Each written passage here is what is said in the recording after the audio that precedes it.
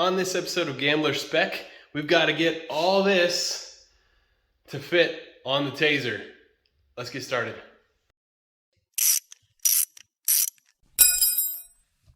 So truth be told, I actually had about 40 minutes of video set up, edited, ready to go. I was just waiting on this last piece of the rack in order to finish the video up and get it posted. And then my hard drive crashed and I can't get any data back. I lost all the video. So let me just catch you up on what I've done so far. So in the last episode with the TAZR, we finished up the airbags here on the back so we could put these 37s. And I came in and cut each of these pieces, chopped the old fender completely off, and fabricated new fenders. This is with the airbags completely deflated. You can see I tried to make it tuck as tight as possible. So we got the fenders all done. We got the 37s installed. Then I built this little truck bed on the back with the trunk that houses the compressor for the airbags, and then this air tank as well. And that's all managed by this airlift controller. Right now it's only got the back bags installed, but we're real close to being able to do the front. So this switch here dials up the air in the rear airbags. So you can see the gauge there. That'll tell you 20 PSI is about what I run most of the time. But if I keep filling it up, give you an idea of how much clearance we've got. So that's just under 50 PSI. And you can see how much clearance that gives us here in the back. So I got that all figured out just so I could kind of have a base for the rack. So I got the rack started. This was the stuff that I had to work with. I really tried not to spend any money at all on building this thing because it's just mainly for fun. I mean, I've got a trailer, so I could really technically just put everything on the trailer and then haul it out there, but it just, I don't know, it didn't seem as convenient to put everything on the trailer, plus you got to pull that thing everywhere. So I wanted to try to get everything to fit on the TAZR. So this is what I worked with. So these are materials that I had. This stuff here, this 2-inch square, I bought a set of 7 salt spreaders on a government auction. Took all the scrap metal I could get off of those to get the 2-inch. This was a set of chair stackers for storage, actually in a church building. And it had lots and lots of angle iron that was good. So I got that stuff for free as well. And then this rectangle tubing is actually, it was a protective cage around some new windows that my cousin got for his house when he was building it. So I tried to use as much free materials as I could when I made the rack. So what I started out with first is just the basket on the top. This was one of the only things I had to buy for it. These are those 1 3/4 roll bar clamps. I got those on eBay. I think they're like 70 bucks. And so I've got the clamps that go here in the back to hold up the back part of the basket, and then here in the front to hold up the front part of the basket. This is all that rectangle tubing that I got for free. So I just kind of tried to make a square, and then from there I added the angle iron like ladder pieces to give a place for the tires to set when you pull the stuff up on top. So then once I had the initial basket up here and it was floating, the next thing I did was I came back onto my roll bar here with some of the 2-inch square, and I made some mounts here just like a receiver would on a trailer hitch. So these slide in and they give support to this first set of ramps.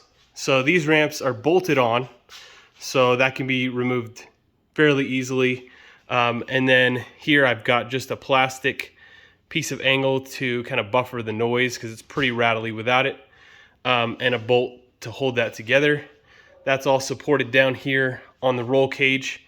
So whenever you pull, whether it's the go-kart or I did a 4-wheeler, when you pull that up, you've got the support here that goes down into the roll cage to help hold the back of the vehicle or go-kart or whatever it might be. So that was phase 2. So technically, if you could lift the mini bike or lift the go-kart, you could just put it up there and be done. But the next phase was I now have a spot for the go-kart, but I've got 4 mini bikes still to fit. So I made these ramps. Let me pause. So I made these ramps here, and the idea is that you can let the air out of the airbag. So right now we're at like full lift, so you can see we're at a super steep angle. Once you let the air out of the airbags, you let this back all the way down. That takes out some of the angle. Now these ramps are dual purpose. So number one, you can use it to push your four-wheeler, you push your go-kart up on. It's relatively tricky if you only have one person, but it's doable.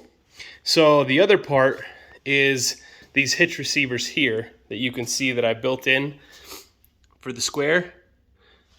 What I've got is this piece of 2-inch that goes in the back. I'll show you how this works here. Let me pause again.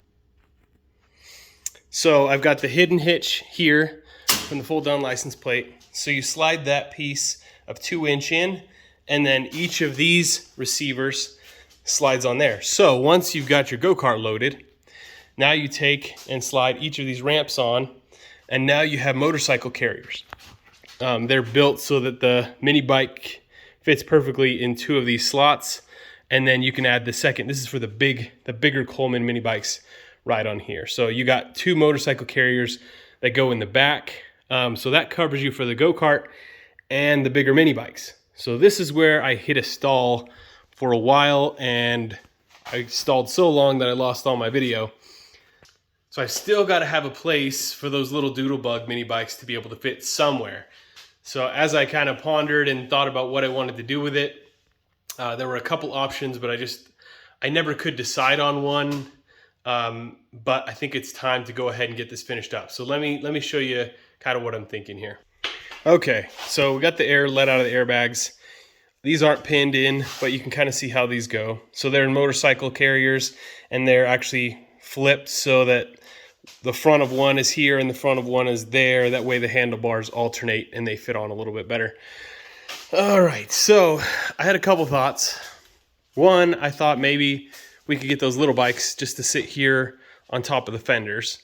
So I tried one out, and it's just not good. A couple things, the front tire sticks out up here and kind of blocks the people in the back from being able to get in.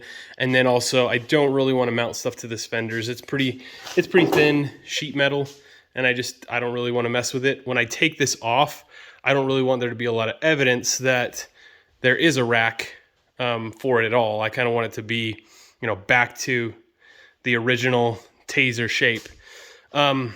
So this is where I'm at right now. This is kind of what I'm thinking. If I can just make it float on the outside, almost like the thing is dual wielding it. So it's going to be out above the fender, but come off of this up here. So we'll have another piece of rectangle tubing up here, just a perfect size rectangle for the front tire to fit in. So I don't know if we'd come up this high or if we'd come off here, or even both. Maybe we want to do it like an angle. And then the back one, I think, would just come off of here. So we could either go off of the roll bar mount, this support bar, and come out and do another rectangle, or off of the ramp would be pretty easy too. So you just build a rectangle here and a rectangle up there. That's exactly the distance of these bikes. Let me show you the bike. So both these mini bikes have the same wheelbase. These are the Doodlebug style. So it would just have the one rectangle for that tire, the one rectangle for that tire, and then you would just kind of strap it down using the tires. So that's kind of what I'm going to attempt to do. I'm going to start with I'm going to go ahead and make a couple rectangles that'll fit those tires, and then see if I can mock them up here on the rack and find a place that works, that you can use the ramp to drive the mini bike up, and then just set it off to the side for when you're driving down the road. All right, this is what I came up with for the mount. I just made a piece that was 12.5 long, and then this is 5.5 here. Made little rectangles for the front and the back. I think that's gonna work. It lets them set in without letting them go too far. You can see here on the back, it's pushing in close to hitting the sprocket. So I think that's gonna be about right. So I think what I'll do next is maybe throw a spacer, like tack a spacer between these so it holds the position correctly. Then take it out on the car and see if I could find a spot where both tires will end up in a good spot. All right, so you can kind of see what I did here. I took this bar and just tacked it on the outside of these two at the right spacing. And so that would hold it in place. And then I held it up against the car, and I could tell there was a problem because originally I had two full rectangles like this one. Well, the width of this piece of the basket at the top is the difference here at the bottom. Basically, the ramp that I'm attaching to is at the inside of that piece of metal on the basket. So all I did was just take this piece off the rectangle up at the top, and that put me pretty much flush with the back. I got just some big ugly fat tacks on there for now so I can kind of get an idea. But when you look at it from the side, taking away that centerpiece, it shouldn't really get in the way of anything. This one's far enough back, it's right over the fender, so that's not going to get in the way. When you go to get in the car, you got to duck under this roll bar. So this one's not going to get in the way either. And once that's painted black, I don't really think it will stand out too much. You won't think too much about it. But it should be strong enough for one of these small mini bikes. And we're going to have to really weld this up as best I can, I think, to get that to hold, because it's really only held in that one spot. But I could also come back and just add some supports down from the ramp. That wouldn't be a big deal either, I guess. I'll have to think about that. But this is what I got for now. So I'm going to look this over for a little while and just see if I can see any potential issues and maybe get the bike up and see what it looks like. Okay, so I made a couple adjustments here. I moved this back, and the main reason was so you can get a little better weld here at this point. And then also I moved the back up. Instead of connecting to this T support bar, now it's actually just connected to the ramp itself. That gives me a lot longer distance to weld on, so that's going to make it a little bit stronger. And then also I felt like if you were taking this ramp off, you'd want to have that come off as well. It just seemed like it made more sense to be on that part than to be in the other one, plus a lot stronger. So the bike is not strapped down, it's just kind of sitting there, which is a good sign. That means it fits pretty well. Only concern at the moment is, am I going to hit the go-kart when it's up here? This foot peg does come in, and the back of the go-kart's a little narrower than the front. So hopefully we'll be okay. I'll take some measurements right now on the go-kart, just make sure that's going to fit. I would put it on, but even with these small tires on and the air out of the airbags, it's a little tight. So I don't know if it'll fit under the garage door. But anyway, so I'm going to just double check that that's going to fit with the go-kart. And if that all fits and everything looks okay, I'm going to go ahead and burn these in, and we should be ready to move on to the second side. Okay, so we got the go-kart up there. Got the test fit all done. Seems okay.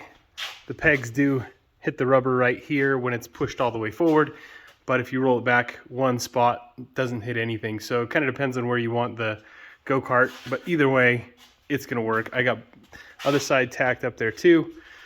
So next thing, come back in, finish welding everything, and then come up with some plugs, and I'll be ready for paint. All right, all the paint is done and dried, caps are on. Came out looking decent. I'm not super worried about the weld quality. I mean, if I was going for perfect welds, I'd never get anything done, but we got those finished up. And I think what we'll do next is go ahead and show you how all these actually mount up and see the finished product for the first time. Pretty exciting.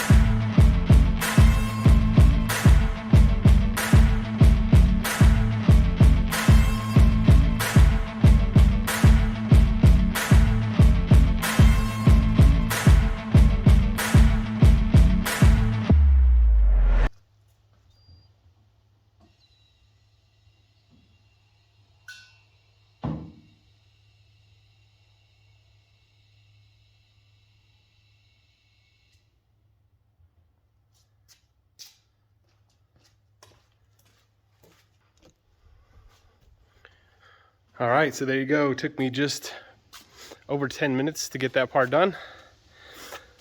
The ratchet straps and everything need to be tidied up just a little bit. I have these ones cut and holes placed, so those are really easy to put on because they have designated straps that are the right length. So I'll have to come up with something like that for these ones. Right now I just put my little kayak strap around there to hold it up while I kind of assess how I want to do it permanently. And then I have this pole here in the middle, and what I typically do is run like a bungee strap to just kind of hold the two together, and this just kind of ensures that it's not gonna fall off the back if I can strap it to that one.